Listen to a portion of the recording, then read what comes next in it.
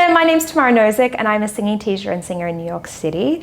Today's video is about how to get back into singing if you've taken a break for a short time or a long time. That might apply to you. Perhaps you haven't gotten back into singing and you're thinking about it and you really miss it.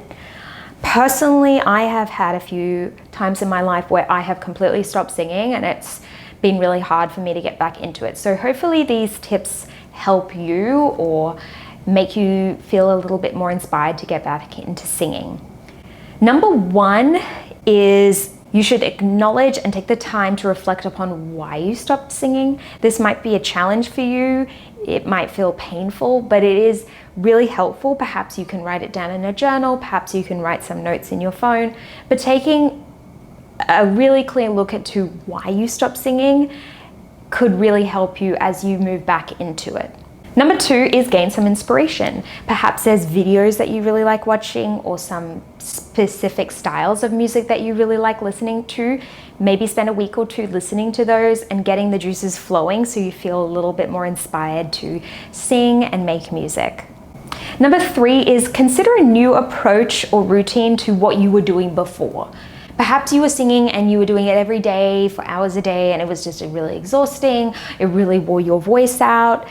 Or perhaps your lifestyle has also changed. I now have a son and he keeps me very busy and into the point where I haven't made a video for a really long time because it's really hard to be a mom and have a little person running around the house, and even to find time that's quiet. Singing at home is really hard because during nap time, I do not want to wake him up. So I understand that. So your routine might be different depending on your living situation, your health, your vocal health, or even your job. So take a good look, think clearly about what you can achieve, and then go from there. My next tip is find a teacher or coach that you can work with. Now, this might not be possible financially or lifestyle-wise, but it's something to consider. You might even be able to have a session online with someone every couple of weeks or once a month, but that's something to really think about. You also, if you had a really bad experience in the past with a teacher, considering trying a new teacher. I often say that teachers for singing are like therapists and you need to find someone that you really bond with really well. So have a think about that, or a vocal coach, because that might help inspire you to get back into practice. On that note, you could also find a community that could support you as you go into your singing journey again. You might find a choir or a jazz club that does an open mic night, which has people who are regular each week. That's really fun to get back into singing and build a community of people who are also learning to sing or practicing the art of song.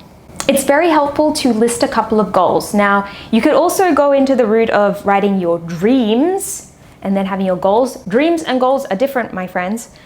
Dreams are something that you could think about in the future that are like, wow, I could be on the stage and singing in a musical and that's my full-time job. That's fine, you can have those dreams, but it's also good to have some goals which you can achieve now in this moment or in the next month. Goals maybe stick to 3, could be warm up every day, learn one song. Anything like that that's achievable in the small item goals is really helpful. And for the fun of it, you can also write down your dreams. My next tip is to be patient and kind to yourself. Often we give up singing because of a negative reason, and you have to be kind and patient with yourself that if your voice is not what it used to be, that's okay. That's part of growing and aging, and that's part of the journey of learning to sing.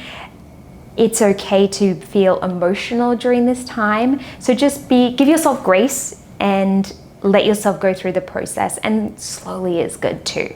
It's also helpful to take time to rethink what singing means to you.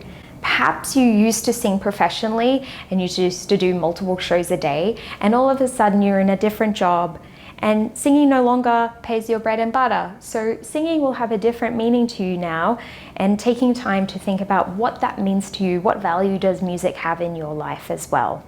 And my final tip is make a plan. This kind of ties to the goals and dreams that we talked about before, but it's really, really helpful to make a plan. Perhaps your plan is just 1 month long and it's very simple, as in I'm gonna warm up Every day I'm going to learn one new song and practice one old song.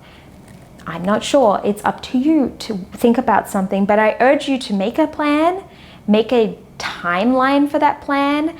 Maybe it's 6 months, maybe it's a week, maybe it's a month, I don't know. You could say in 6 months, I'm gonna go to an open mic night. That could be a really fun plan as well. But get it on the calendar, make sure you've written it down. I always think that writing things down puts it into the universe, which is super helpful, and will get you feeling a little bit more ready to step back into singing. Anyway, they are my tips. I hope that they help you get back into your singing journey. I've stopped singing twice in my life. The first time was when I first moved to New York City. You wouldn't believe it. I got all the way here, I moved in, and then I just didn't want to sing anymore. I don't know why. I couldn't find my voice. I just felt so unstable in my life that it took me a long time to find my feet and get back into singing. The second time that it happened was when I fell pregnant with my son. I completely lost my voice in the sense that it felt really wonky and hormonal and horrible. And it's taken a long time to get back into it. I have been singing because my job is teaching singing, but to actually get up on stage is part of the journey.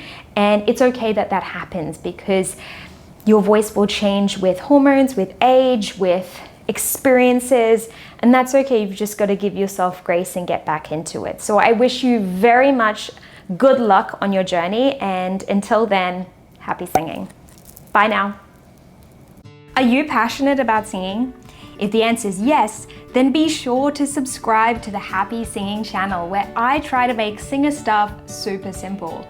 Every month, new videos are launched focusing on singing and its devices. So hit that subscribe button so you don't miss out on information which could help you become a better singer.